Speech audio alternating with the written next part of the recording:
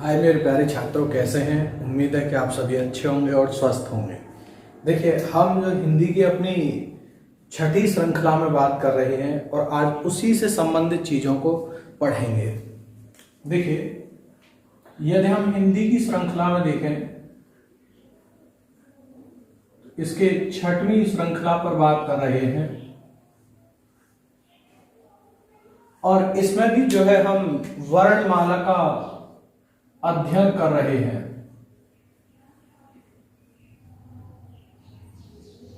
वर्णमाला से संबंधित ज्ञान देख रहे हैं और वर्णमाला में भी आज हमारी ये चौथी क्लास है, फोर्थ क्लास है।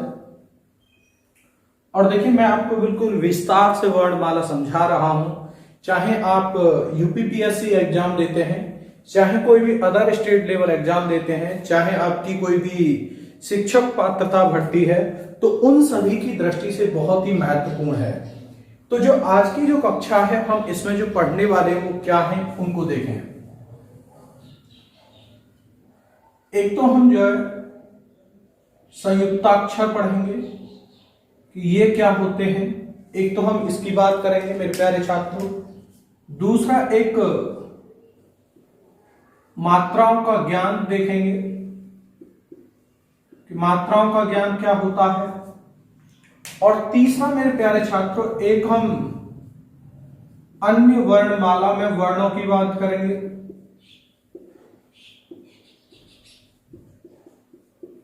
और एक मेरे प्यारे छात्रों, हम इसमें जो बात करेंगे व्यंजनों से स्वर रहित बनाने के नियम की बात करेंगे। एक हम इसमें जो है, तो आज जो है मेरे प्यारे छात्रों, हम इन 4 टॉपिकों पर बात करने वाले हैं वर्णमाला में, और बहुत ही महत्वपूर्ण है। अगर आप अन्य वीडियो को देखेंगे तो कोई भी जो शिक्षक है अधिकतर इन पर चर्चा करना नहीं उचित समझता है, लेकिन मुझे उचित लगा तो मैं इन सभी क्षेत्रों पर चर्चा कर रहा हूं और विस्तार से इन चीजों को पढ़ने का हम प्रयास करेंगे। तो इसको आप देखेंगे।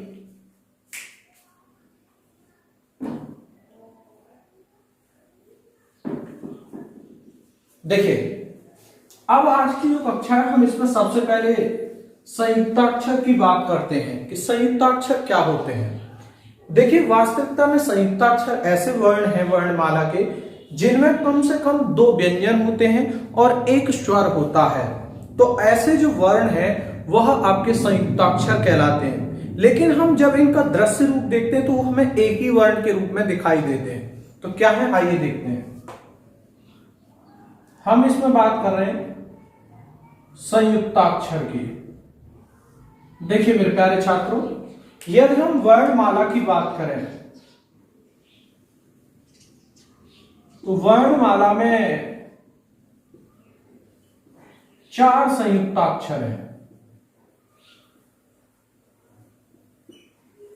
और देखिए, संयुक्ताक्षर की मैं विशेषता बता चुका हूं पहले ही।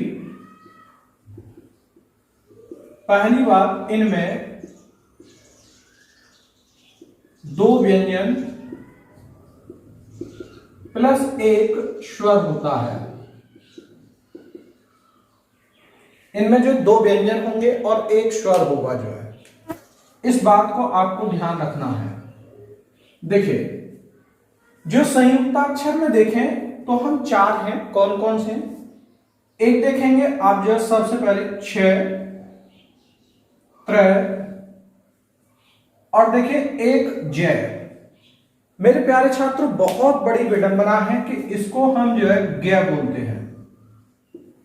इसका जो उच्चारण है हम ज्ञ के रूप में करते हैं, लेकिन भाषा विज्ञान की दृष्टि से देखें तो ये उच्चारण मेरे प्यारे छात्रों गलत होता है। अगर हम भाषा विज्ञान की दृष्टि से देखें, तो ये जो उच्चारण है गलत है, बिल्कुल गलत उच्चारण होता है। मेरे प्यारे छात्रों, इसका जो उच्चारण है वो जय होता है। इसका जो उच्चारण है, ये सही उच्चारण भाषा विज्ञान की दृष्टि से जय होता है।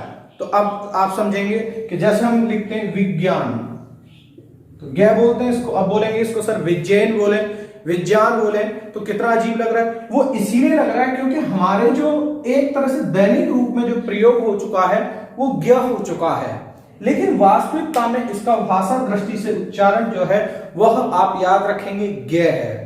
जो ये इसका जो है ज्ञ उच्चारण है, ज्ञ उच्चारण इसका नहीं होता है, तो इसको भी आपको ध्यान में रखना है।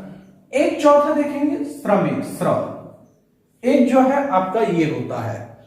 तो संयुक्ताक्षर में ये मेरे प्यारे छात्रों 4 संयुक्ताक्षर होते हैं और उसमें क्ष, त्र और ये जय और ये स्र। तो इसका आप एक स्क्रीनशॉट ले लेंगे।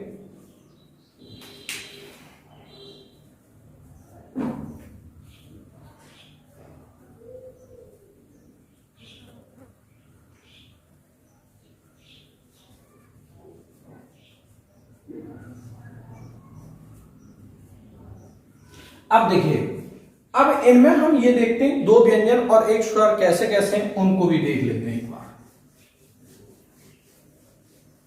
देखिए, जैसे सबसे पहले हम ले लेते हैं छ को, इसको ले लेते हैं। मेरे प्यारे छात्रों, अगर हम इसमें देखें तो इसमें देखिए एक क, एक षटकोण श प्लस एक अ। ये मेरे प्यारे छात्रों अगर आप देखेंगे तो ये जो 2 हैं, 2 व्यंजन हैं, यहां देखेंगे प्लस एक स्वर है। तो इन तीनों से मिलकर के आपका निर्माण हुआ है छ का।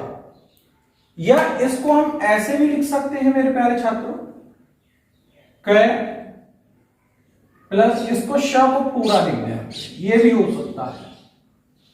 क्यों हो सकता है? क्योंकि इसमें आपका जो है स्वर सम्मिलित है। अब वहीं पर यदि हम देखें त्र, यदि हम त्र की बात करते हैं तो एक तो इसमें जो है त होता है और एक र, इंग्लिश वाले से आप रख सकते हैं PR होता है। तो एक इसमें त, एक इसमें है आपका जो है र होता है और बाकी एक इसमें रहेगा अ रहेगा। या हम इसको लिखना चाहें तो ऐसे भी लिख सकते हैं त और ये र। अब इसके बाद देखेंगे जय, इसको देखें, एक इसमें ज और एक तो होता है इसमें देखेंगे ज, एक जो है इसको आई कटोरी, कहीं चूल्हे माई, कुछ भी कहा जा सकता है, प्लस अ। यहां इसको ऐसे भी लिख सकते हैं हम, जो है इस तरह से भी जो है लिख सकते हैं जो है।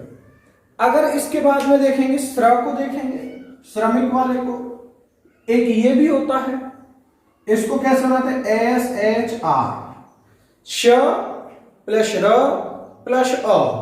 इसको हम ऐसे लिख सकते हैं श र प्लस अ, या हम इसको ऐसे भी लिख सकते हैं।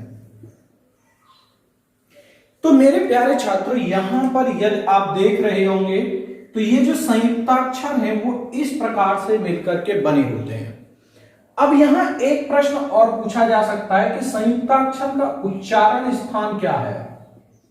इनका अगर पेपर में उच्चारण स्थान पूछ लिया जाए, जैसे अब पूछा जाए छ का उच्चारण स्थान बताइए, तो अभी तक तो आपने कहीं नहीं, अगर आप व्याकरण की पुस्तक भी देखेंगे वहां भी आपको प्राप्त नहीं हुआ।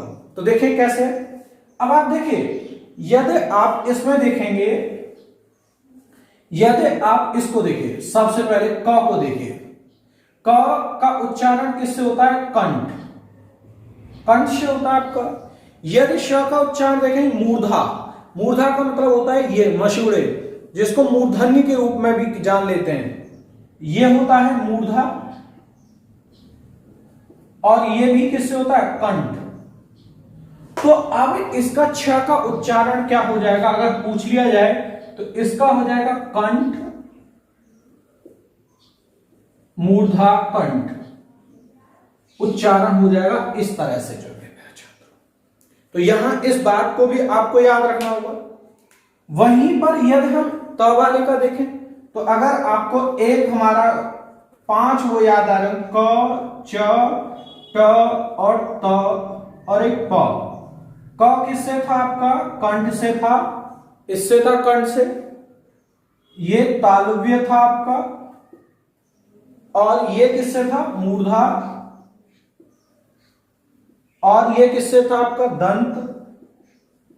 और ये किससे था? प वाला ओष्ठ।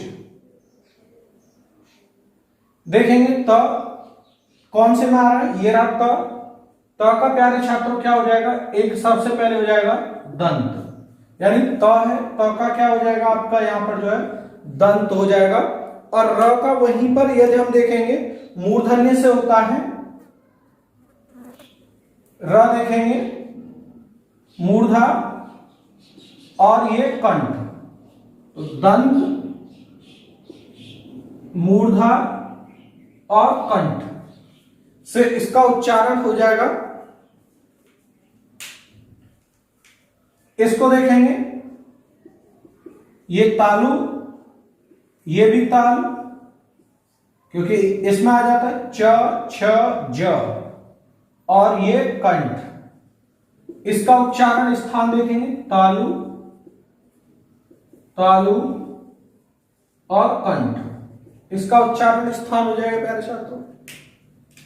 उसी प्रकार हम अब इनका उच्चारण स्थान देख लेते हैं।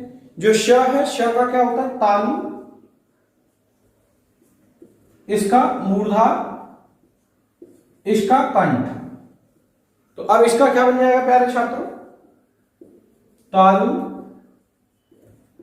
मूर्धा, कंठ। तो ये उच्चारण स्थान है मेरे प्यारे छात्रों हमारे इन संयुक्ताक्षर का। तो इसका एक स्क्रीनशॉट आप ले लेंगे।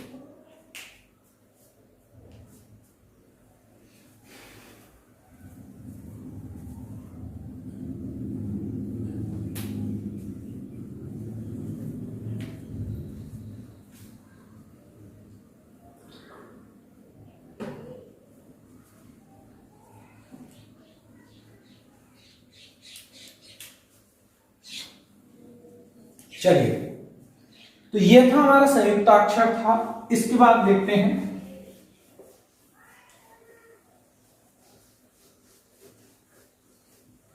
इसके बाद एक प्यारे छात्र होता है विकसित स्वर होता है। एक होता है विकसित स्वर। यह प्यारे छात्र इसी को अनुनासिक स्वर भी कह देते हैं, और यह इसी को चंद्र बिंदु, तुरंत मैंने कहा होगा, समझ में आ गया होगा, चंद्र बिंदु। वास्तविकता में यदि हम देखें तो कैसे देखें? चंद्रमा ये बना दिया, और बिंदु जैसे इस पर रख देते हैं हम इसको जो है। तो ये जो प्यारे छात्रों, इसको हम कहते हैं विकसित स्वर कहते हैं, या इसको हम अनुनासिक जो स्वर के रूप में जानते हैं। और यदि हम देखें वास्तविक रूप में यह मूल भाषा में नहीं है, इसका जो विकास है वो हिंदी भाषा में हुआ है। याद रखेंगे, इसका विकास हिंदी भाषा में हुआ है। और मेरे प्यारे छात्रों, एक अगर आपको याद आ रहा हो अनुस्वर, ये अंग वाला, इसी अनुस्वर का तद्भव रूप अनुनासिक होता है। तो इसका जो ये तद्भव रूप है और इस अनुनासिक का तत्सम रूप अनुस्वर होता है, तो ये जो है तत्सम रूप है। तो इस बात को भी आपको याद रखना होगा, स्क्रीनशॉट ले लेंगे।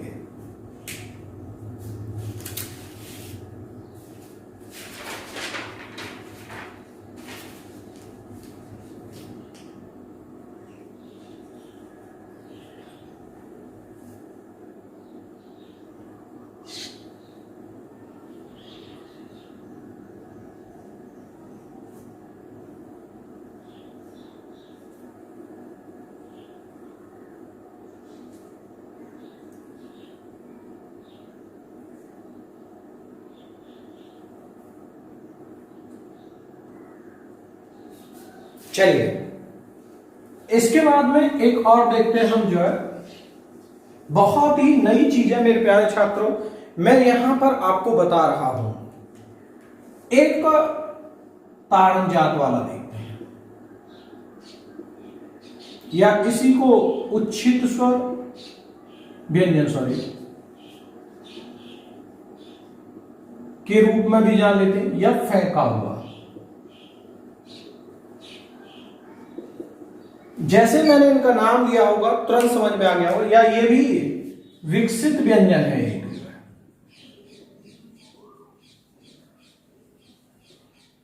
तो मेरे प्यारे छात्रों, जब कभी भी विकसित व्यंजन की बात की जाती है तो दो विकसित व्यंजन हैं, एक अड और एक अढ़। देखेंगे, यदि हम विकसित व्यंजन की बात करते हैं तो एक ये होता है और एक दूसरा एक ये व्यंजन। ये जो दोनों हैं विकसित व्यंजन है, ये आप बात जानते हैं। लेकिन इसके संदर्भ में मैं एक नई चीज और आपको बताना चाह रहा हूं, वो चीज आप जो है यहां समझें। जैसे यदि कभी भी व्यंजन को स्वर रहित करना होता है तो हम क्या करते हैं, तो हम दिए व्यंजन के नीचे हलंत लगा देते हैं। जैसे मेरे प्यारे छात्रों, मैं यहां बात करूं, जैसे मैंने ये क लिखा है, अब मुझे इसको स्वर रहित करना है तो हम क्या करते हैं, इस तरह से इसको लिख देते हैं। लेकिन आपको एक बात बता दूं, अब इसका मतलब आप ये सोच रहे होंगे, इनको भी अगर हमें स्वर रहित करना होगा तो हम क्या करें, इसके नीचे ऐसे लगा दें और इसके नीचे भी ये लगा दें। इसका मतलब ये स्वर रहित होगा इस तरह से। अगर आप प्यारे छात्रों इस तरह से कर देते हैं तो ये गलत है, क्योंकि याद रखिए हिंदी भाषा में एक स्थान पर एक ही चिन्ह का प्रयोग हो सकता है।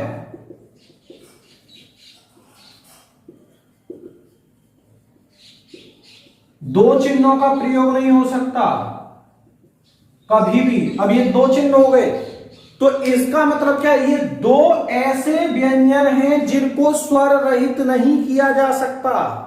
इस बात को याद रखेंगे, इन्हें स्वर रहित नहीं किया जा सकता, इस बात को याद रखेंगे।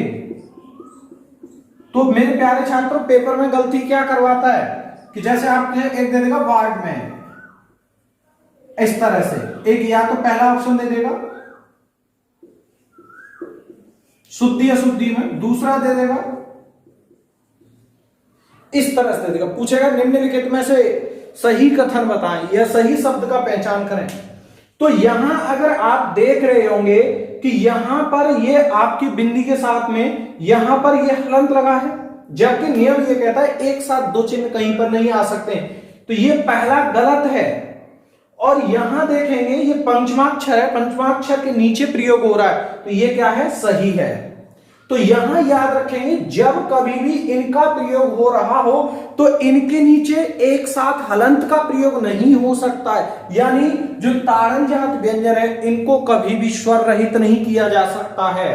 दूसरी एक और विशेषता बताऊं ताड़न जात की, कि इनसे कभी भी नया शब्द नहीं बनता है, कि ऐसा कोई शब्द नहीं होगा, शब्द नहीं जो ताड़न जात से प्रारंभ हो जाए।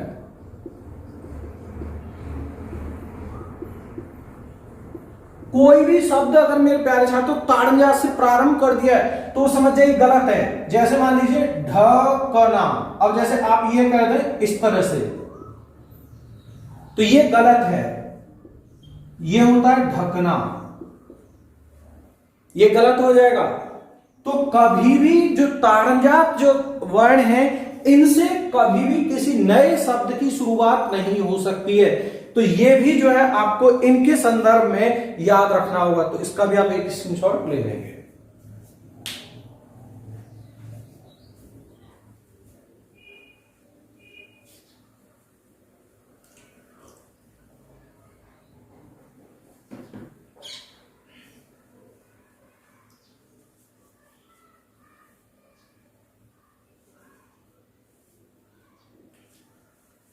चलिए नेक्स्ट बात करते हैं।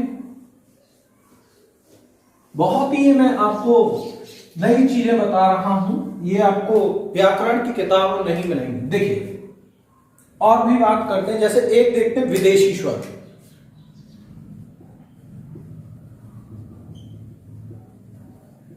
या आगत स्वर भी कह देते हैं इसको, या मेहमान स्वर भी कह देते हैं। तो जब कभी भी इसकी बात की जाती है प्यारे छात्रों, तो वही एक आपका इसमें आता है अर्धचंद्र बिंदु। चिन्ह बिंदु क्या होता है? ये रहा अर्धचंद्र बिंदु का मतलब क्या है? बिंदी नहीं होगी इसमें।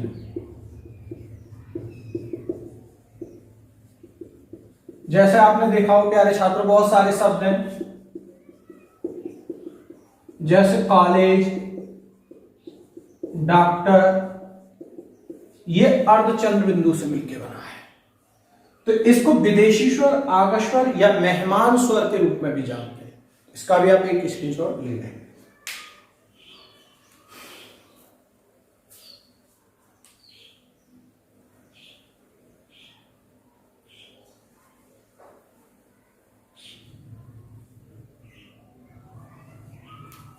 चलिए नेक्स्ट देखते हैं, विदेशी व्यंजन देख लेते हैं। एक आपके में है विदेशी व्यंजन या मेहमान व्यंजन या आगत व्यंजन। बहुत ही नई चीजें मैं आपको आज बता रहा हूं, जो आपने आज से पहले नहीं पढ़ी होंगी। उन चीजों को मैं यहां पर आपको समझाने का प्रयास कर रहा हूं। तो जब कभी भी इनकी बात की जाती है, तो अब इसमें जब कभी इनकी बात की जाएगी तो कैसे हम इनको पहचानेंगे? देखिए एक सुना हुआ क, ख, ग और एक ज और एक फ। ये 5 वर्ड सुने होंगे हिंदी के। यदि इन पर नुक्ता, बता चुका हूं नुक्ता का मतलब ये, नुक्ता का प्रयोग कर दिया जाए। अब नुक्ता का प्रयोग कर दिया जाए तो इसका मतलब क्या है? ये हो जाएगा कै, इसका हम उच्चारण करेंगे कै। ये खे, गे, जै, फै, इस तरह से इनका उच्चारण होगा। ये जो, तो ये जो अब बने हुए जो व्यंजन हैं ये विदेशी व्यंजन हो जाएंगे, यानी वही अरबी या फारसी भाषा के वर्ड। ये अब जो है मेरे प्यारे छात्रों, अब ये बन गए आपके विदेशी वर्ड बन गए। और एक बात याद रखिए, इनको जीवा मूल्य ध्वनि भी कहते हैं। इनको जो है एक पॉइंट पर याद रखेंगे, इन्हें जीवा मूल्य ध्वनि भी कहा जाता है। लेकिन प्यारे छात्र एक थोड़ा विवाद भी है। एनसीईआरटी जो है इसमें 3 मानती है इनको, जो है ख, ज, फ। अगर एनसीईआरटी के दृष्टिकोण से देखें तो ख है एक ज है और एक फ, अगर विदेशी व्यंजनों को देखें। लेकिन पेपर में आपको 5 ही रहा है। इसका भी एक स्क्रीनशॉट ले लेंगे।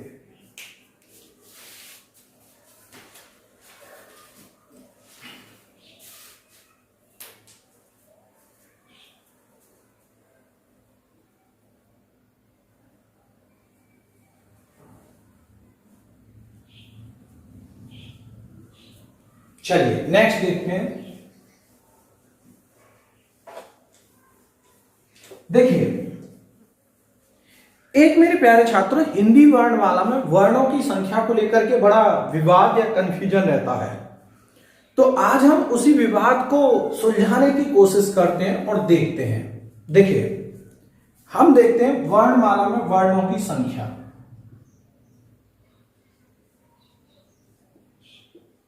देखो,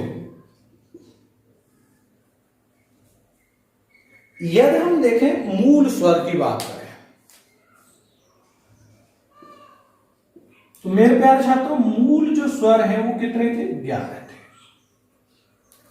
यदि हम मूल व्यंजन की बात करें, कितने थे? 33 थे।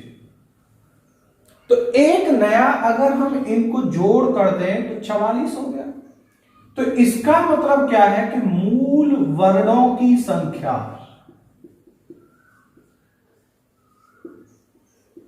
अगर प्रश्न में कभी भी मूल वर्णों की संख्या पूछी जाए तो कितनी हो जाएगी वर्णमाला में? 44 हो जाएगी आपकी। या इसी को साधारण वर्णों की संख्या भी कह लेंगे। इसी को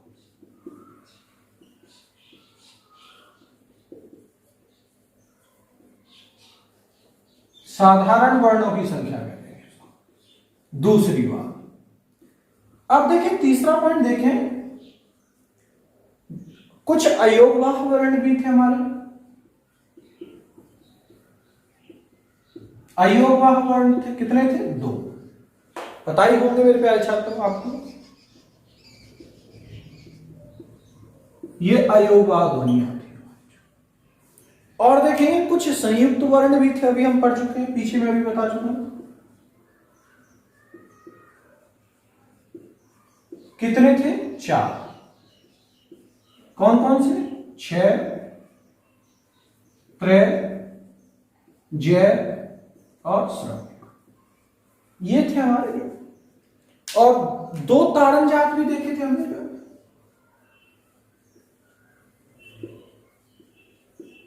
ताड़न जात वर्ण कितने थे? 2। बताइए वर्ण, अड और एक अड। तो यहां अगर हम इन सब का टोटल करें, 46, 50 और 2 52, कुल वर्ण कितने हो जाएंगे? 52। तो कभी भी हिंदी में वर्णों की संख्या पूछता है, हिंदी वर्णमाला में वर्णों की कुल संख्या, तो मेरे प्यारे छात्रों वहां कितने हो जाएंगे? 52 हो जाएंगे, 52 हो जाएंगे। इसके बाद थोड़ा सा और देखें हम चीजों को जो है, इसके बाद हमने कुछ विदेशी वर्ण भी देखे थे। इसके बाद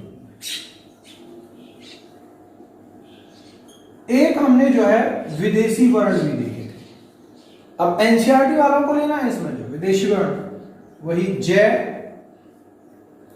और एक फे वाला था, जय, खे और फे। और एक हमने इसमें जो था अ, यानी विदेशी व्यंजन थे, और एक ये स्वर होते हैं। ये विदेशी वर्ण है, ये जो जय, खे, फे और अर्धचंद्र बिंदी वर्ण। तो विदेशी वर्णों को देखेंगे तो इनकी संख्या 4 है। तो यदि अब टोटल देखें तो 56 हो गया। तो जो हिंदी के मानक वर्णों की संख्या, यदि हम बात करें, इसको कहेंगे हिंदी के मानक या देवनागरी लिपि के मानक वर्ण,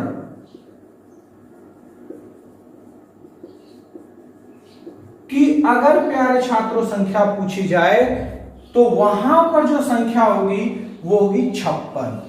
कुल वर्ण 52, मूल वर्ण 44। इसका भी आप एक स्क्रीनशॉट ले लें।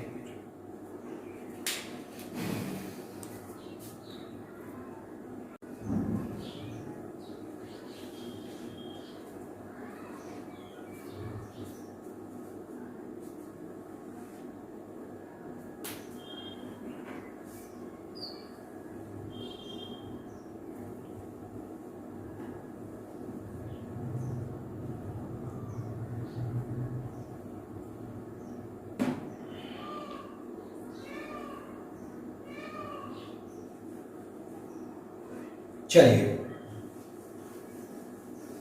नेक्स्ट पॉइंट देखते हैं। अब इसमें जो है क्रम है इसी में।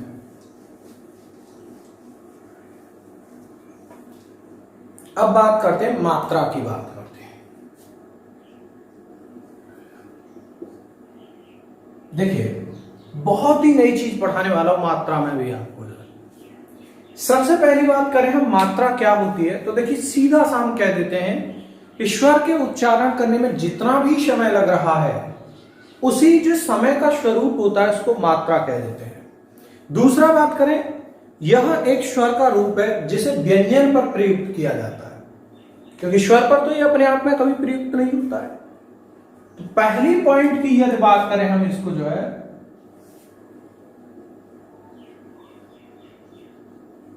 स्वर के उच्चारण करने में लगा कुल समय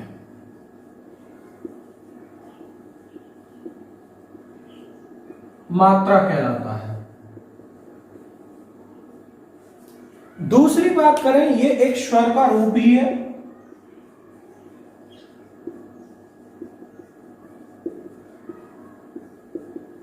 परंतु इसे व्यंजन पर प्रयुक्त किया जाता है।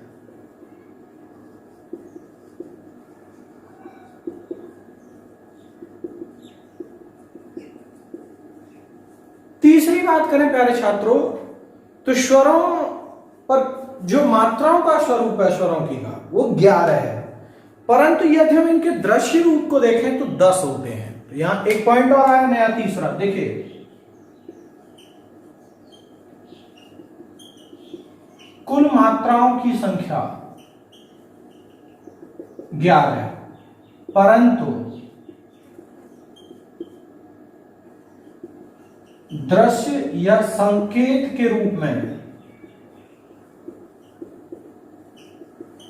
मात्रा की संख्या 10 होगी। ऐसा क्यों हुआ, ये बड़ी बात आ गई, इसको भी देखते हैं। क्योंकि यहां अगर आप देखेंगे दृश्य, एक जो अ होता है, छोटा अ कह देते हैं इसको, इस अ की मात्रा का कोई संकेत नहीं होता है, इसका कोई संकेत नहीं। अन्य सभी मात्राओं का संकेत, इसका कोई संकेत नहीं होता है। तो इसी कारण से यहां दृश्य रूप में 10 है, इसीलिए जो अ है इसको उदासीन स्वर या वर्ण भी कहते हैं।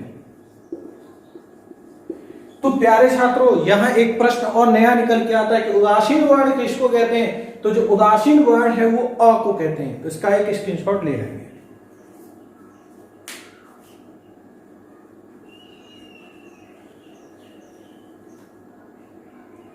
चलिए देखें, अब हम देखते हैं, मात्राओं को देख लेते हैं। इसमें सब रूपों को मैं पढ़ा रहा हूं, बिल्कुल डिटेल से जा रहा हूं। देखिए मात्रा पढ़ रहे हैं तो एक रूप और हम इसका छंद रूप भी देखेंगे, बहुत ही महत्वपूर्ण है। यहां मात्रा समझ गए तो ये समझ लीजिए, छंद आप अपने आप समझ जाएंगे। तो ये भी बहुत बड़ी चीज बताने जा रहा हूं मैं आपको, बहुत गौर से देखेंगे इस चीज को। जो है देखो, यदि हम स्वर देखें, अ, आ, लघु ई, दीर्घ ई, लघु उ, दीर्घ उ, लघु ए, दीर्घ ए। इसमें अगर हम लिखना चाहें तो एक और लिख सकते हैं इसके बाद में, यहां पर जो है इसको भी लिख सकते हैं, अभी बता दूंगा इसका भी स्वरूप जो है यहां पर जो है। लेकिन अगर इसको बाद में भी लिख सकते हैं हम, इसका भी एक रूप देख सकते हैं। चलिए मैं यहां लिख दे रहा हूं उसको, जो है यहां पर आता है ये जो है, इसको यहां लिख देते हैं, लघु ओ और दीर्घ ओ। देखेंगे 1 2 3 4 5 6 7 8 9 10 11। अब इनका हम मात्रा का संकेत देखते हैं। तो मेरे प्यारे छात्र, यहां अ का तो कोई रूप होता नहीं, कोई संकेत है नहीं, उदासीन रूप है क्योंकि इसका। दूसरी बात इसकी बात करते हैं, इसका खड़ी पाई, ऊपर जो है ये खड़ी पाई है, ऊपर ये जो है सिरोरेखा, लघु ई, दीर्घ ई, लघु ऊ, दीर्घ ऊ, इस तरह से होता है ऋषि। लघु ए, दीर्घ ए, लघु ओ, दीर्घ ओ। तो ये जो है मेरे प्यारे छात्रों, ये जो है मात्राओं के संकेत हैं, इसका स्क्रीनशॉट ले रहे हैं।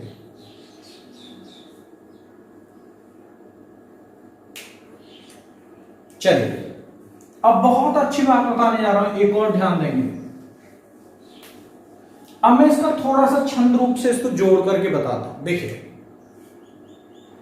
मैं इसमें बात कर रहा हूं, देखिए एक हमने देखा था मात्राओं के आधार पर जो स्वर थे 3 तरह के थे, लेकिन मुख्य 2 थे, उन्हीं को देखते हैं हम लोग। मुख्य कितने थे? 2। देखिए कौन कौन से थे? एक था ह्रस्व स्वर और एक था दीर्घ स्वर।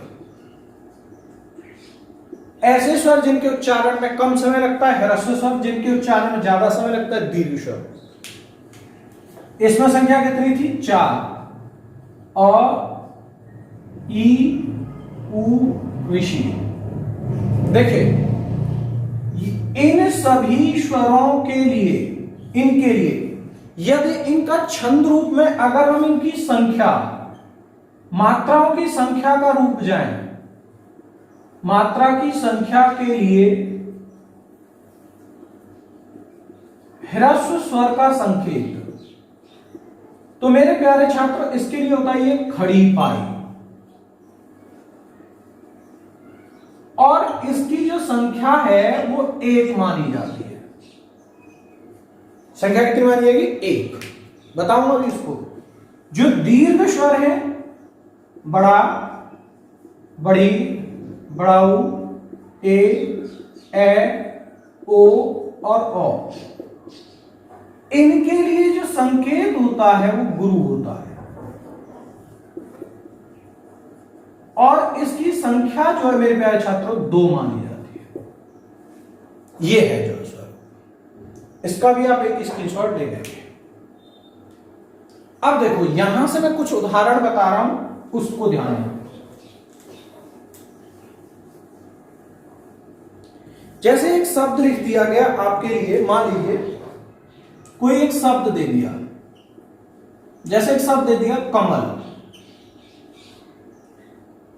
या एक शब्द दे दिया रोहन। अब प्रश्न पूछ रहे कमल या रोहन में कुल मात्राओं की संख्या होता है। तो देखेंगे प्यारे छात्रों, यहां पर अगर देखेंगे लघु है, इसमें सब लघु के रूप में, तो यहां यदि हम मात्रा की संख्या देखते हैं 3 है, क्योंकि 1, 2, 3, और इसमें देखें गुरु, लघु, लघु, 2 + 1 + 1 4 है मात्रा की संख्या। अब यदि मेरे प्यारे छात्रों एक प्रश्न बहुत पूछ लिया जाए, जो कमल शब्द में कुल वर्णों की संख्या बताएं। अब ऑप्शन कैसे देगा? ऑप्शन दे देगा 3, पहला ऑप्शन, दूसरे में 4, तीसरा 5, चौथा ऑप्शन 6। अब पूछ लेगा कमल वर्ण में आप जो है वर्णों की संख्या बताएं, तो आप क्या करेंगे? 6 लगा देंगे, 3 लगा देंगे, लेकिन नहीं, गलत है। देखो अलग अलग कर लो।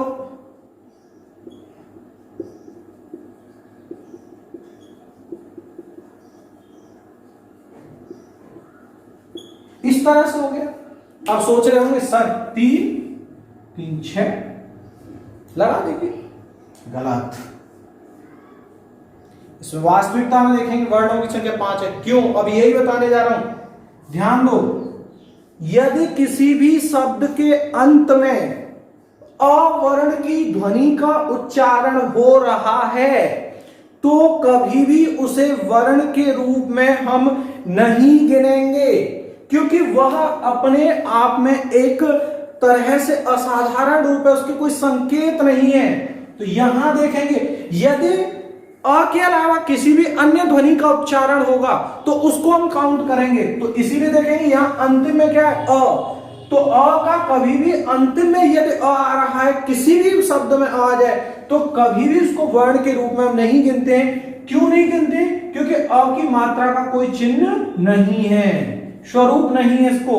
तो याद रखेंगे, यहां बहुत अच्छी बात बता रहा हूं, यदि किसी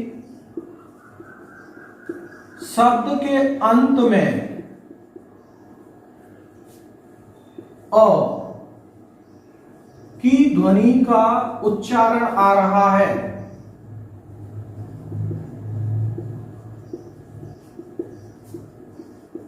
तो उसे अंतिम रूप को नहीं जोड़ा जाएगा। दूसरी बात, परंतु अ के अलावा अन्य किसी भी स्वर की ध्वनि को जोड़ा जाएगा। हमें यहीं पर लिख देता प्यारे छात्रों शेरनी। अब मैं पूछता इसमें कुल वर्ण बताइए, तो देखिए श, ए, अ, न, बड़ी ई। तो अंत में देखेंगे यहां पर कोई भी अ का ध्वनि नहीं है, तो इसमें 3 3 6। इसमें अगर देखेंगे कुल वर्ण 6 है इसमें जो है। तो इस बात को याद रखेंगे, ये सबसे ज्यादा गलती होती है, क्योंकि ऐसा कोई भी शब्द देता है उसमें वर्ण की संख्या पूछ लेता है तो तुरंत गलत हो जाती है। तो इसीलिए ये गलती नहीं करनी है आपको। तो इसका एक आप स्क्रीनशॉट ले लेंगे।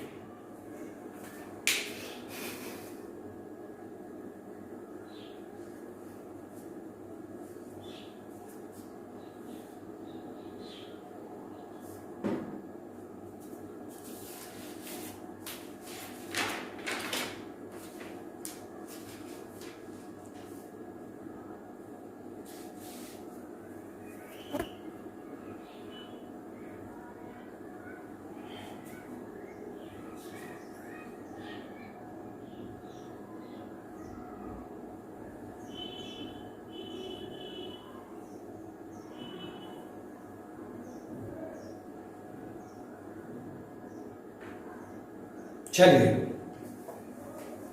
नेक्स्ट बात करते हैं हम, इसके बाद में अगली बात करते हैं।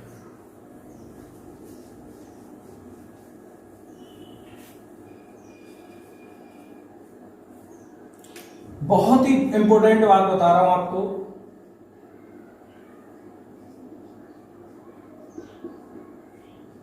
व्यंजनों को स्वर रहित या आधा करना कहीं नहीं मिलेगा। इससे बहुत ही महत्वपूर्ण है, देखेंगे ध्यान से इसको, इससे बहुत ही चीज, इसके नियम पर बात करेंगे। देखिए कोई भी वर्ण है, विशेष करके व्यंजन, वही 33 व्यंजन है, इनको अब हमें आधा करना सीखना है। तो उसके लिए कुछ नियम है प्यारे छात्र, देखेंगे। पहला नियम देख रहे हैं, नियम 1 देख रहे हैं। मैंने आपको पिछली क्लास में या इसी क्लास में कई बार बता चुका हूं, ये क्या है हमारी खड़ी पाई, और ऊपर ये क्या है सिरोरेखा। देखो पहला नियम क्या कहता है कि यदि कोई भी वर्ण में खड़ी पाई आ रही है और वह वर्ण खड़ी पाई से पहले ही पूर्ण हो जा रहा है, यानी उसके बाद नहीं जा रहा है, ध्यान देंगे, यदि किसी वर्ण में खड़ी पाई का प्रयोग हुआ है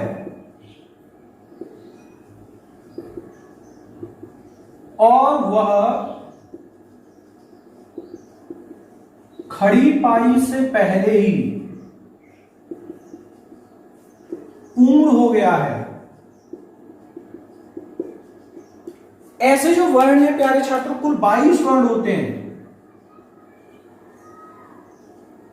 ऐसे जो कुल वर्ण देखेंगे 22 है। जैसे देखो इधर ध्यान दो, जैसे ग खड़ी पाई है उससे पहले ही पूर्ण हो गया।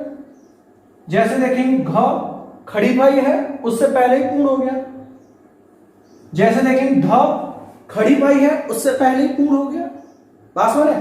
जैसे देखेंगे ख खड़ी पाई है उससे पहले ही पूर्ण हो गया। तो ऐसे वर्ण जो खड़ी पाई से पहले ही पूर्ण हो जाते हैं, अगर हमको इनको स्वर रहित करना है या आधा करना है तो खड़ी पाई को हटा दिया जाता है। मेरे प्यारे छात्र यहां ध्यान देंगे, अगर आपको ऐसा करना है तो खड़ी पाई को हटा दिया जाएगा। इसका मतलब क्या हुआ कि ग को अगर आपको करना है तो ये इस तरह से हो जाएगा, ये हो गया स्वर। अगर ये घ है इसको करना है तो ये इस तरह से हो जाएगा। प्यारे छात्रों ख है इसको करना है तो ये इस तरह से हो जाएगा। तो ये जो है 22 वर्ण जो है इस तरह से स्वर रहित होते हैं। तो यहां आपको इस बात को याद रखना होगा, तो इसका स्क्रीनशॉट ले लेंगे।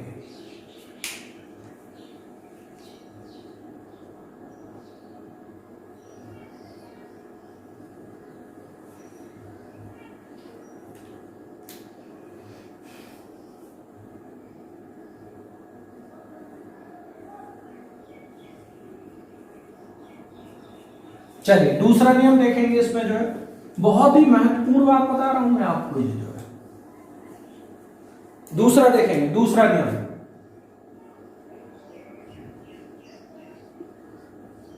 दूसरा नियम क्या कहते हैं प्यारे छात्रों, ध्यान दो। यदि कोई भी जो वर्ण है और उसमें खड़ी पाई का प्रयोग है और वो खड़ी पाई को लांग दे रहा है, ध्यान देंगे, यदि वर्ण में खड़ी पाई का प्रयोग हो रहा है और वो खड़ी पाई को क्या कर दे रहा है, लांग दे रहा है, यानी उसके बाद तक पहुंच रहा है,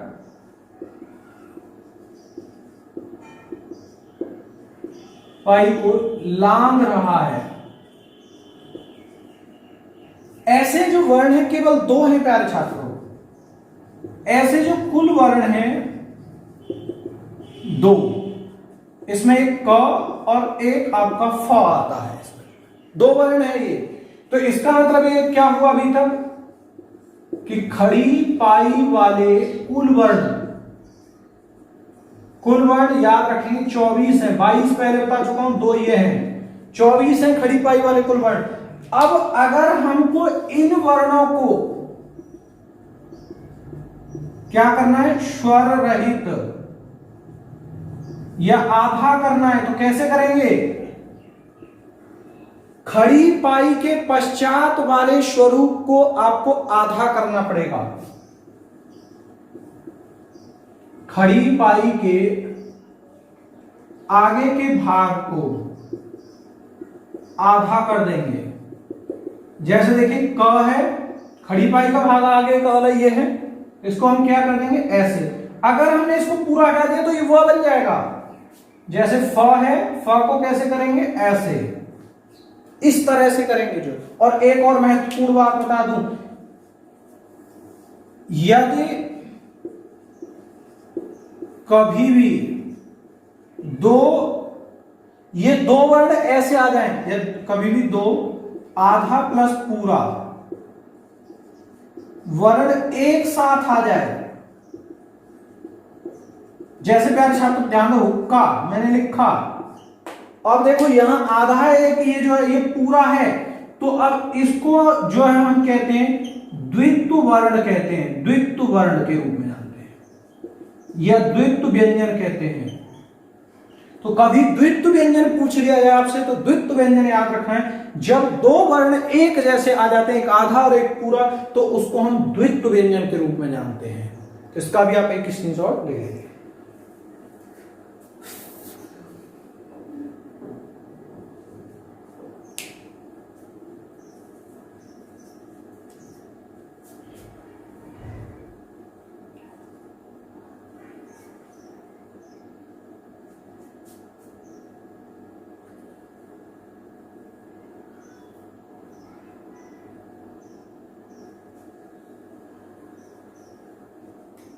चलिए तीसरा नियम बात करते हैं। इसमें हम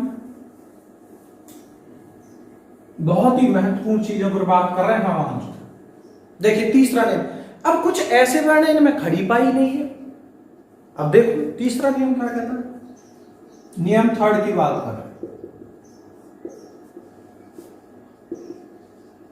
ऐसे वर्ण जिनमें खड़ी पाई का प्रयोग नहीं होता।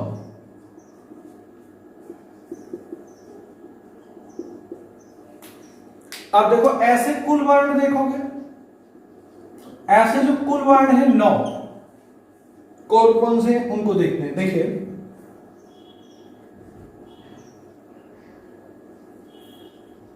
एक ट, इनमें खड़ी पाई नहीं, ठ, ढ, ढ, द,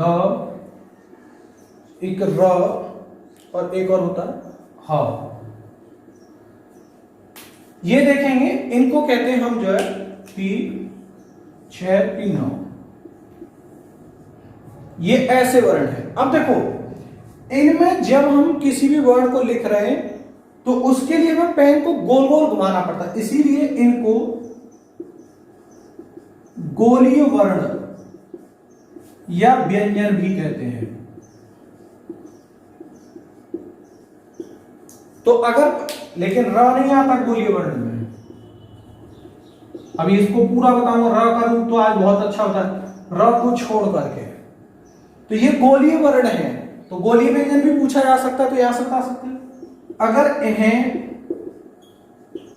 स्वर रहित करना है तो नीचे क्या लगा देते हैं, हलंत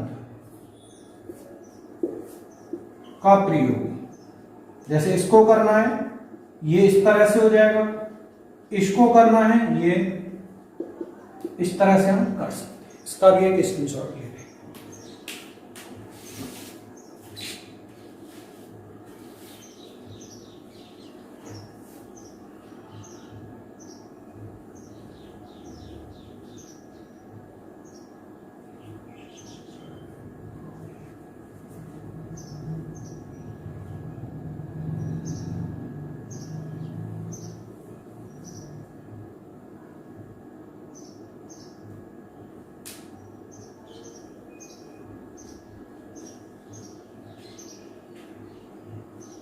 चलिए देखिए, अब मैं आपको एक और बहुत नई चीज बताने वाला हूं, र का रूप। देखो अगर र को आप देख रहे होंगे, ये न तो खड़ी पाई का रूप है ना ही गोलीय वर्ण है। ये है क्या? अगर हम इसको देखें, यह न तो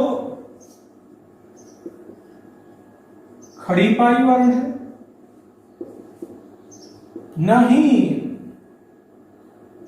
गोलीय वर्ण है। तो अब ये रूप क्या है? ये प्यारे छात्रों एक रेफ रूप है, रेफ रूप होता है। तो कभी भी रेफ वर्ण पूछ लिया जाए तो र है। और इस र के भी 4 रूप हैं। चलिए आज उनको भी आज बहुत विस्तार से बता दूंगा। र के भी 4 रूप हैं। चलिए उसको भी बता देता हूं, आज बहुत ही अच्छी चीज है आपको। देखो पहला रूप, यदि र इस तरह से लिखा हुआ है, ये र है और इस तरह से लिख दे तो ये पूर्ण र है, ये पूर्ण र है। इसका अर्थ है इसमें स्वर का प्रयोग है। पहली बात पूरा र है और इसमें स्वर का, इसमें जो है आपका स्वर का भी प्रयोग है। स्क्रीनशॉट लो जल्दी से और बताओ।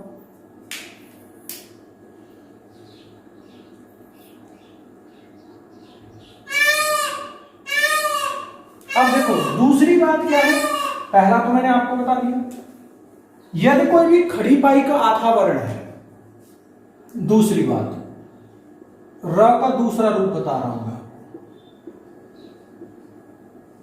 यदि कोई भी खड़ी पाई का आधा वर्ण है और उसमें र जोड़ना हो, आपको कैसे जोड़ेंगे?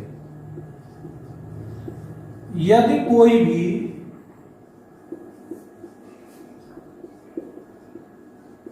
खड़ी पाई का वर्ण है और उसमें आपको र जोड़ना है,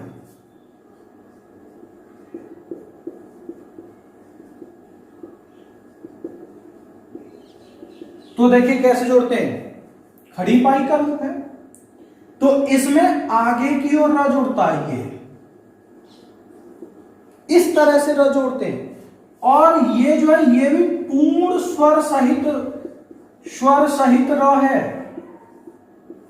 इसका मतलब ये नहीं ये आधा स्वर नहीं, ये आधा र नहीं है। याद रखेंगे, गलती क्या करते हैं, देखिए याद रखेंगे, यह आधा र नहीं है, ये पूरा र है। जैसे मैं एक शब्द लिखूं प्रकाश, एक शब्द लिखा प्रकाश, अब देखो हम क्या कहते हैं कि ये आधा र, ये गलत कहते हैं। यहां जो ये प है खड़ी पाई वाला, ये प आधा वर्ण है, ये प जो है ये आधा वर्ण है और इस पर प्रयुक्त र पूर्ण वर्ण है। तो बहुत गलती करते हैं कि हम क्या कहते हैं, प पर आधा र उड़ा दीजिए, तो ये बहुत गलत बोलते हैं। इसीलिए इंग्लिश में इसको कैसे बनाते हो, PRA, ए इसके साथ इसीलिए जुड़ा, ए इसीलिए जुड़ता है, नहीं तो क्या हो जाता, PR हो जाता खाली जो है। बात समझ पा रहे हैं? तो ये इसी कारण से जुड़ा। तो ये पूरा प है, ये पूरा प नहीं है, आधा प है, र इसमें भी ये पूरा है। तो ये जो र है इधर जो लगता है ये पूरा र होता है, स्वर सहित होता है। इस बात का भी ध्यान रखेंगे। लीजिए स्क्रीनशॉट।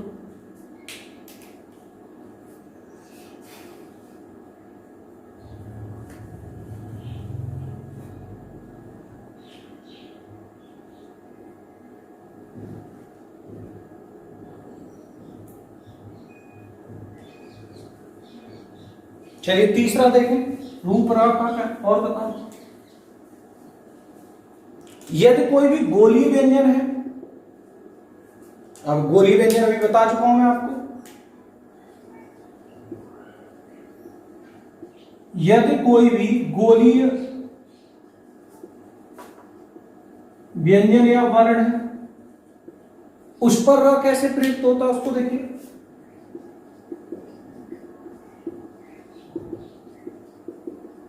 देखिए जैसे मैंने लिखा ट, गोलीय वर्ण है।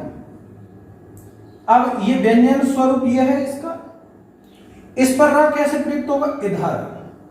देखो ये जो है ये हलंत है प्यारे छात्रों, ये हलंत का रूप है, ये हलंत का रूप है। और ये जो रूप दिखाई दे रहे हैं ये र का रूप है और ये भी र पूर्ण र है। पूर्ण रूप का मतलब स्वर सहित है। तो जैसे आपने देखा होगा ट्रक ऐसे लिखा रहता है, तो ये पूरा ये आपको जो दिखाई दे रहा है ये पूरा ये र नहीं है, ये र नहीं, इसमें र इधर वाला ये र है और ये जो दिखाई दे रहा है ये हलंत है। तो मेरे प्यारे छात्र कभी कभी क्या करते हैं, इसको र बताते हैं पूरा, जो कि गलत बताते हैं। और याद रखिए स्वर सहित पूरा र है, ये आधा र नहीं है। इसका भी आप एक स्क्रीनशॉट लेंगे।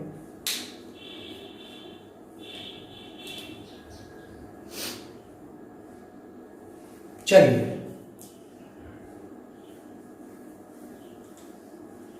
अब देखिए, अब बात करते हैं र कब आधा होता है, कब आधा लगता है, इसको देखते हैं। कब होता है आधा रूप, या आधे रूप को रेफ रूप कहते हैं। कब होता है, देखिए जब कभी भी आप जब कभी भी सिरोरेखा के ऊपर र उड़ाएंगे तब वो आधा रूप होता है। ये सिरोरेखा है, इसके ऊपर आप ऐसे र उड़ाएं, ये ऊपर है, ये सिरोरेखा, सिरोरेखा के ऊपर जब आधा र, जब र ऊपर की ओर उड़ाया या लगाया जाता है। तो मेरे प्यारे छात्रों, ये जो है, अब ये स्वरूप जो दिखाई दे रहा है, ये जो है आधा या स्वर रहित, इसमें स्वर नहीं है, ये स्वर रहित व्यंजन या रूप है। जैसे देखेंगे गर्व,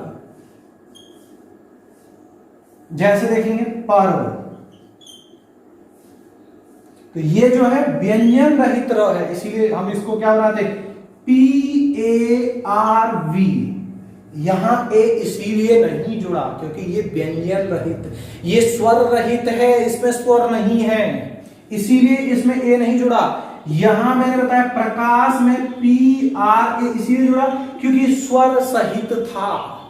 तो मेरे प्यारे छात्रों, यदि कभी भी आप इधर र उड़ाते हैं ये, या कभी भी आप इसके नीचे जैसे ट के नीचे ये वाला र लगाते हैं, र का रूप, या मेरे प्यारे छात्रों अभी मैं बता रहा हूं, फिर दोबारा से मैं इसका रिपीटेशन कर रहा हूं, इसीलिए आप इसको बार बार से ध्यान देंगे। या फिर कहीं आप ये पूरा र लिखें, ये तीनों रूप ये पूर्ण र व र स्वर सहित हैं। आधा र का रूप केवल यही एक होता है। तो मेरे प्यारे छात्रों, आज की हमने जो इस कक्षा में जो है वर्णमाला का रूप ये देखा था। अब हम इसके बाद में अगली कक्षा में बात करेंगे। तब तक आप अपने आप को सुरक्षित रखें और स्वस्थ रखें। धन्यवाद।